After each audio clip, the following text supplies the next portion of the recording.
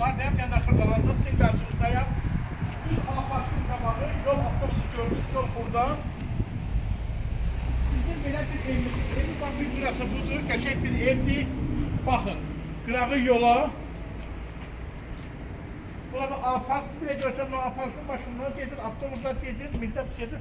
Arası bir 35 metre, 40 metre, 50 metre diye. Bura evin özüdür, Kurqaboy. Qəşəng sövqdən yığılır.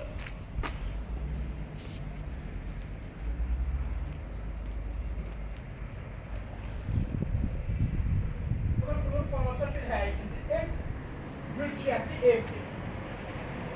Evdə tamamlama işləri gedir. Qalxır yukarı 5 daş kürsülü. Çok güzel bir yerde, çok güzel bir mekanda, avtobusun yakınlığı. Bu bunun içidir. Sanusini görsək. Bura bunun sanusiydi. Bura kunadır. Evde ramat yeri, tamamlama işleri gelir. Bura bir otaktır.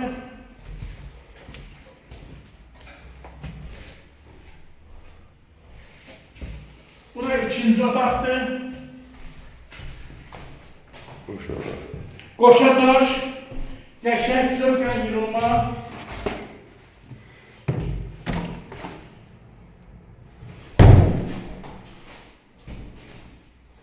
Bura sağlıqlı 3 otaqlı.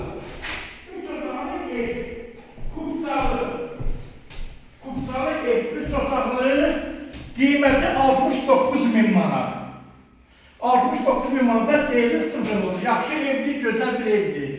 Yolusu gözəli gəlin alın. Belə evdən yoxdur, yolun yaxını. Deyirsin, Kupçalı ev yola yaxın, bu məndə, gözləyirəm sizi. Gəlin alın. Kombisi ondan sonra, kura mebili. Demə, hazır bir ev, maya koymayacaqsınız. Hamı tamamlanıp veriləcək. Buna görə, abonemize dəstək olun, zəng edin, yolunu gözün. Wi-Fi-dən belə var. Əsas Wi-Fi olsun.